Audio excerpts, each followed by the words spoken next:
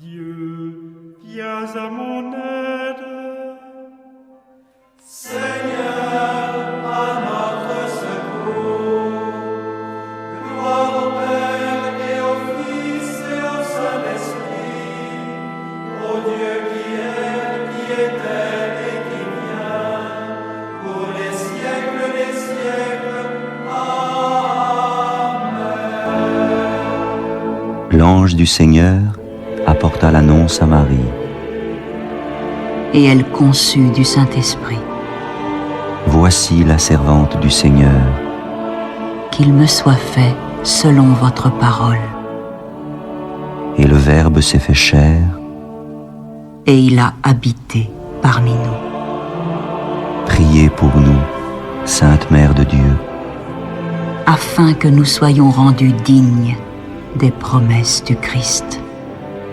Daigne, Seigneur, répandre ta grâce dans nos âmes, afin qu'ayant connu par le message de l'ange l'incarnation du Christ, ton Fils, nous arrivions par sa passion et par sa croix à la gloire de sa résurrection. Par le Christ notre Seigneur. Amen.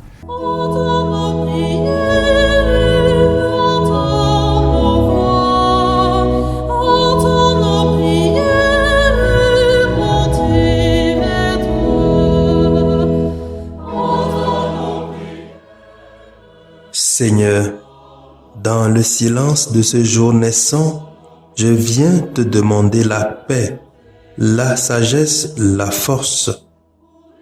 Je veux regarder aujourd'hui le monde avec des yeux tout remplis d'amour, être patient, compréhensif, doux et sage, voir au-delà des apparences tes enfants, comme tu les vois toi-même, et ainsi ne voir que le bien en chacun.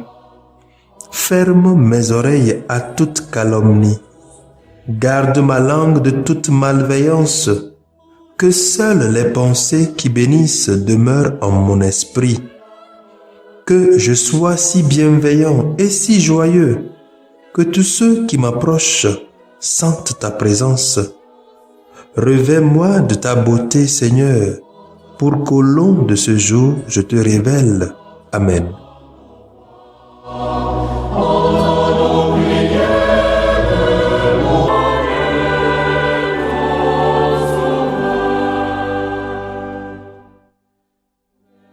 Écoutons les textes de ce samedi du temps de Noël, lus par la sœur Cécile Pizing, sœur de Notre-Dame des Apôtres, et le diacre Barthélemy Noumati, de la Société des Missions Africaines, commenté par le Père Daniel Donyra, de la Société des Missions Africaines.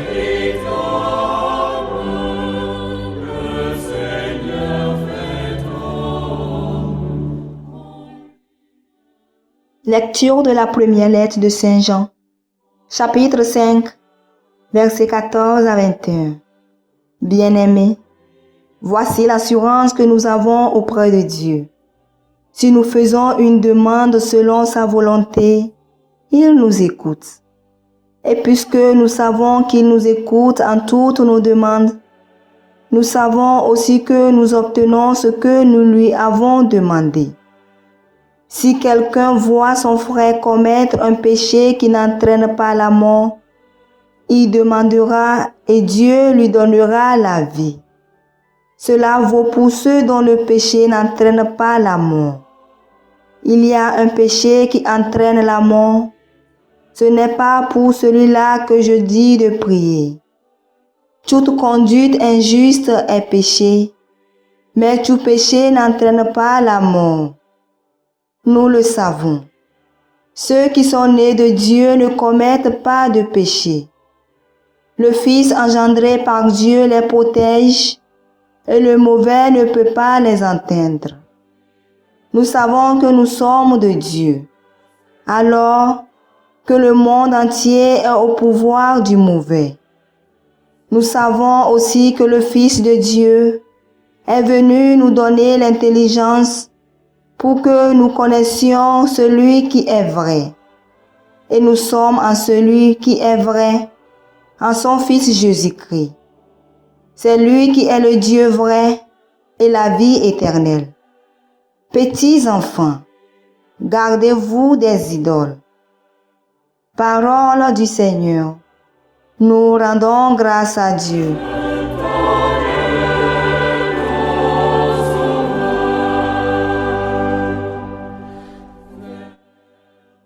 Le Seigneur aime son peuple. Chantez au Seigneur un chant nouveau.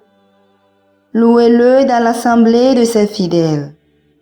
En Israël, joie pour son Créateur. Dans Sion, allégresse pour son roi.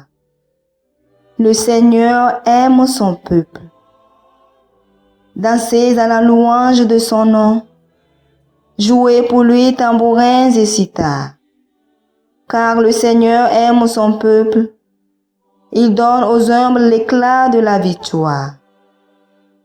Le Seigneur aime son peuple. Que les fidèles exultent glorieux, criant leur joie à l'heure du triomphe. Qu'ils proclament les éloges de Dieu. C'est la fierté de ses fidèles. Le Seigneur aime son peuple.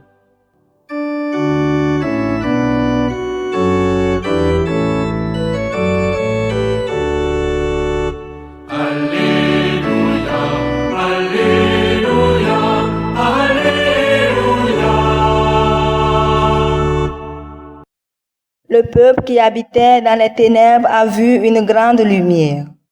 Sur ceux qui habitaient le pays et l'ombre de la mort, une lumière s'est levée. Alléluia, Alléluia, Alléluia.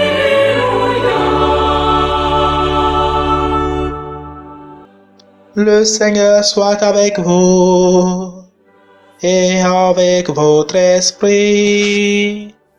Évangile de Jésus-Christ selon Saint Jean.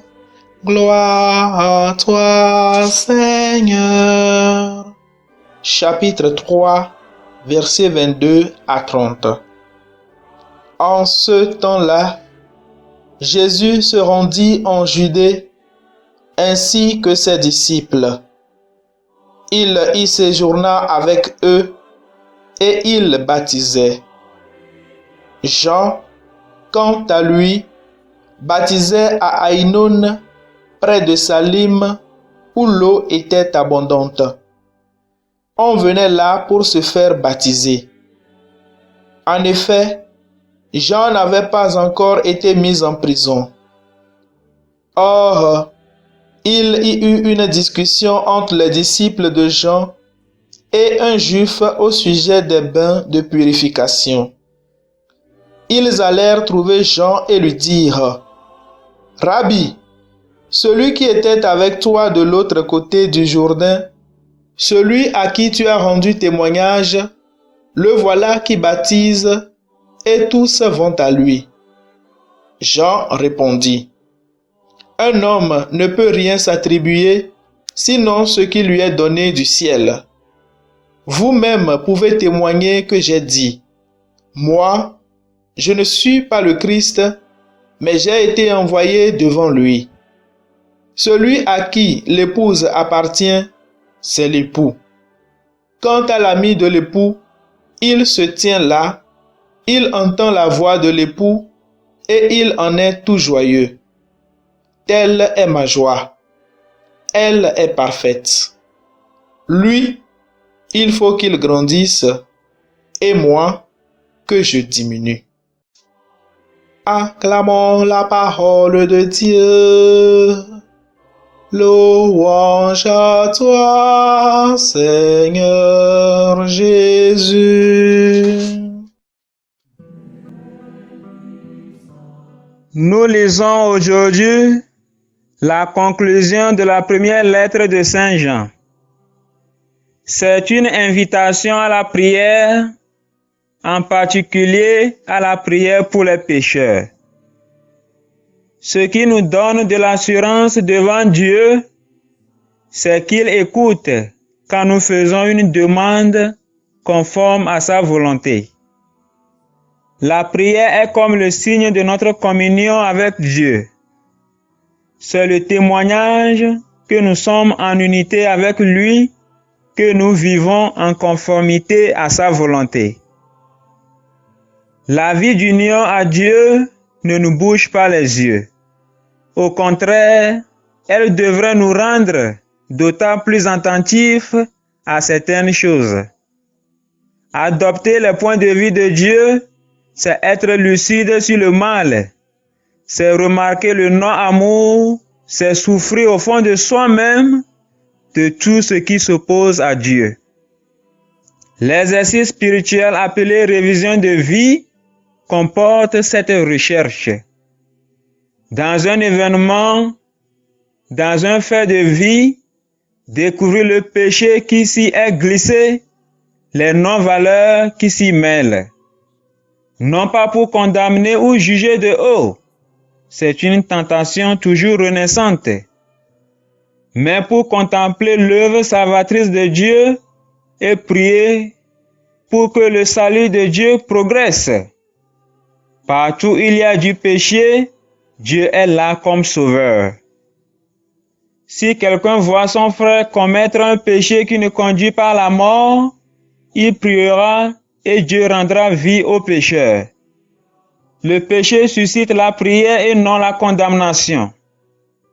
Adopter le point de vue de Dieu, c'est devenir sauveur avec lui. Jésus nous a répété que Dieu aime les pécheurs, qu'il est essentiellement bon, qu'il fait briller son soleil sur les bons et les méchants. Nous savons que Jésus est venu, non pas pour les bien portants, mais pour ceux qui ont besoin du médecin. Péché qui ne conduit pas à la mort, Saint Jean utilise là une distinction que Jésus lui-même utilisait. Il ne s'agit pas forcément de la distinction classique entre péché véniel et péché mortel, mais ce que Jésus appelait péché contre le Saint-Esprit, c'est-à-dire le refus de la lumière, le refus de voir clair. C'est lui le plus grave. Tout ce qui nous oppose à Dieu est péché, mais il y a des péchés qui ne conduisent pas à la mort. Ce sont ceux qui ne mettent pas en cause directement notre relation avec Dieu.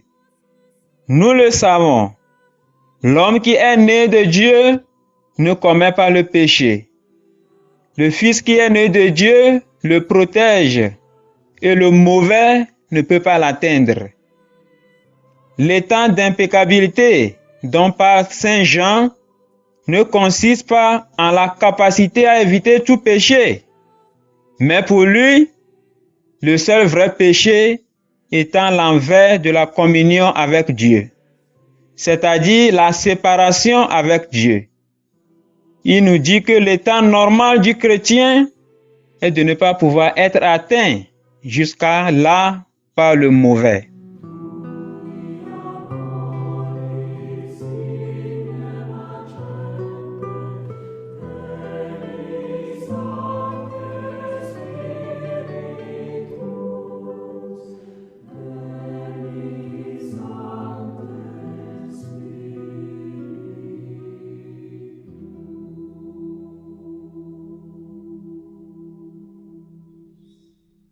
Le Seigneur soit avec vous. Et avec votre esprit. Que Dieu Tout-Puissant vous bénisse, le Père, le Fils et le Saint-Esprit. Amen.